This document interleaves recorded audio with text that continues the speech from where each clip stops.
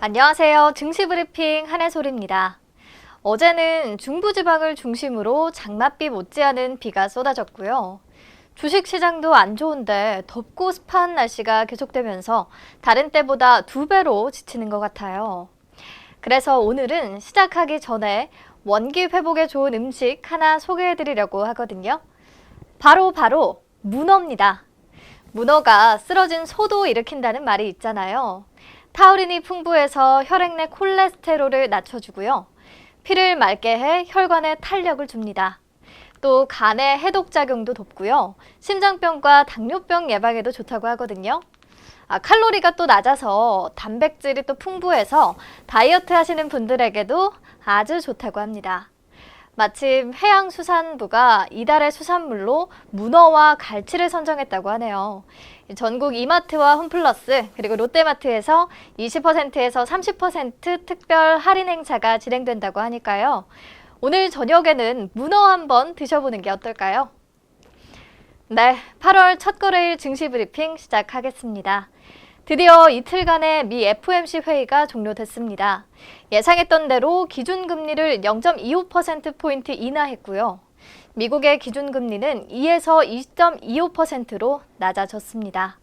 미국이 기준금리를 내린 것은 글로벌 금융위기였던 2008년 12월 이후 처음이라고 하네요. 그리고 일종의 양적 긴축 정책인 보유자산 축소 프로그램도 당초 계획보다 앞당겨 8월 중 종료하기로 했습니다.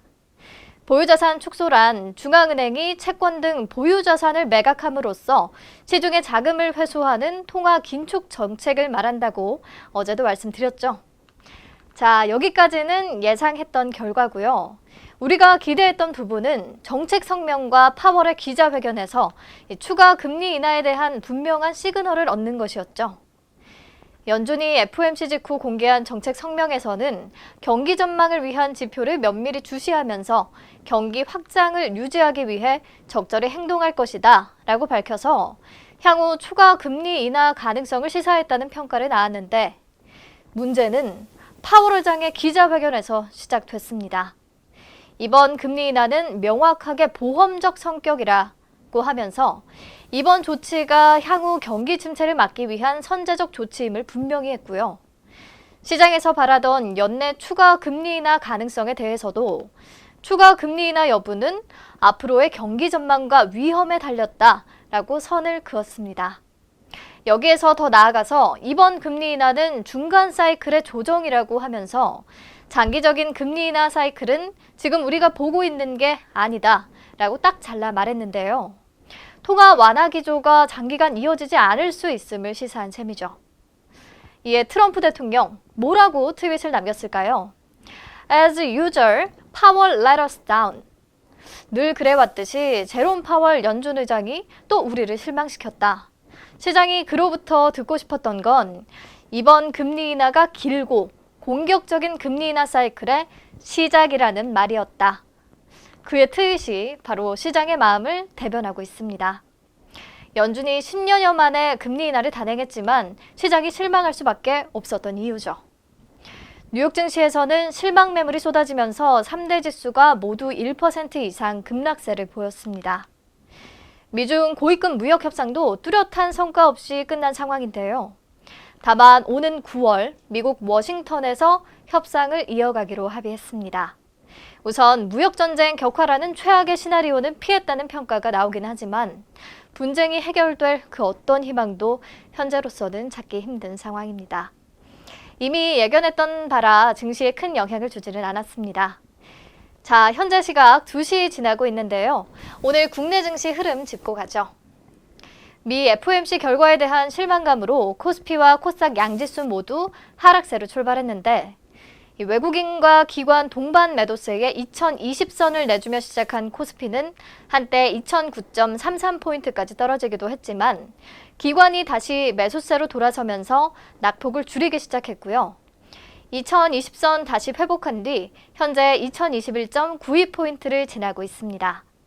종목별로는 모나리자가 20% 이상 급등세고 대표 애국 테마주인 모나미 15%대 상승세고요. 파미셀이 10% 이상 강세를 이어가고 있는데 그 이유는 키워드로 뒤에서 같이 살펴볼게요. 자, 이번에는 코스닥 쪽 흐름 보고 가죠. 코스닥 지수도 외국인과 기관의 동반 매도세에 0.36% 내린 627.94포인트로 출발했고요. 계속해서 외국인과 기관이 쌍그리 매도 우위를 보이면서 현재 0.52% 내린 약보합권에서 움직이고 있습니다. 종목별로는 컴퍼니 K가 8월 7일 개봉하는 영화 봉오동 전투에 투자한 사실이 알려지면서 상한가 근처까지 급등했고요. 매지온, 어제에 이어서 오늘도 힘이 강하고요. 포티스와 파나진이 뒤를 이어서 상승폭을 키우고 있습니다. 네, 오늘 시장에서 외국인과 기관 어떤 종목 담고 있는지 확인해 볼게요. 오후 2시 기준 외국인 순매수 상위 종목 코스피 시장 1위는 SK하이닉스, 2위는 삼성 SDI, 3위 삼성전기 올라왔고요. 코스닥 시장 1위는 동진세미캠, 2위 아프리카TV, 3위는 셀트리온 헬스케어입니다. 네, 이번엔 기관 순매수 상위 종목 살펴보죠. 코스피 시장 1위는 삼성전자, 2위는 SK텔레콤, 3위 현대차고요. 코스닥 시장 1위는 JYP엔터, 2위는 SKC 코오롱 PI, 3위 오이솔루션 랭크되어 있습니다. 잘 참고하시고요. 자, 그럼 이제 오늘의 키워드 만나봅시다. 8월 1일 키워드, 첨생법 법안 제정에 구부 능선을 넘다. 첨단 재생의료 및 첨단 바이오 의약품의 안전 지원에 관한 법률안, 이른바 첨생법은 바이오업계의 오랜 수건 사업 중 하나죠.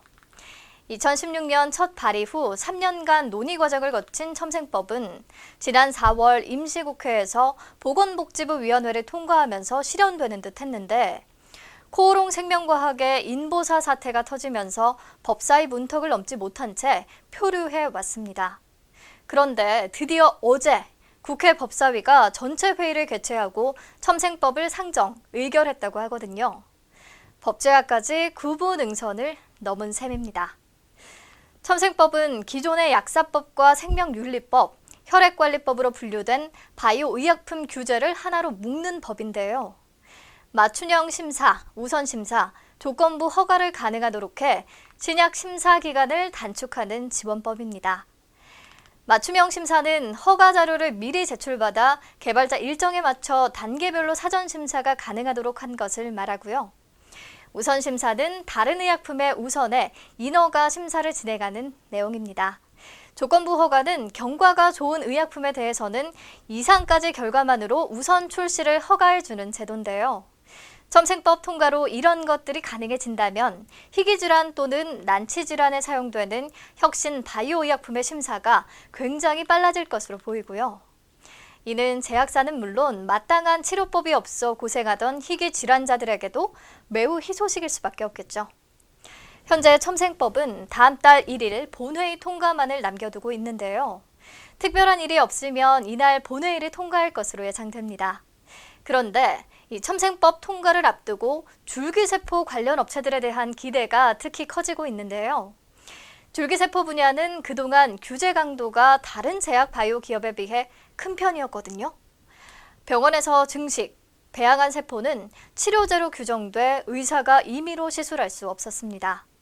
그런데 첨생법이 통과되면 이렇게 병원에서 배양한 줄기세포를 환자에게 시술할 수도 있게 되거든요. 희귀 또는 난치 질환자를 대상으로 한 임상 연구 목적이라면 말이죠.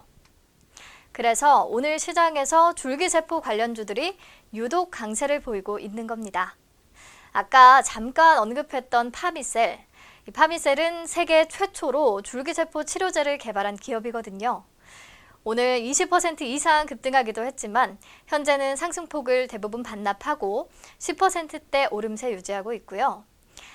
이 밖에 엠젠 플러스와 프로스테믹스, 메디포스트, 네이처셀, 차바이오텍 모두 빨간불을 켰는데 오늘 이 상승이 추세로 이어질 수 있을지 아니면 오늘 반짝 상승하고 말지 좀 생각을 해보면 물론 첨생법이 통과되면 그동안 소외됐던 줄기세포 관련주들이 주목을 받게 되고 또 실제로 이들의 신약 개발이 빨라질 수 있다는 점은 긍정적인데요. 최근 제약 바이오주를 보면 이 섹터에 대한 신뢰도가 너무 떨어져서 기술 수출 같은 빅 이슈에도 투자자들이 크게 반응을 하지 않고 있잖아요. 줄기세포 관련주가 탄력을 받아서 계속 오르려면 가시적인 성과가 있는 줄기세포 치료제가 나와야 가능할 것 같고요. 그때까지는 아무래도 많은 시간이 필요해 보입니다. 네, 오늘 증시 브리핑은 여기서 마칠게요. 내일 다시 만나요.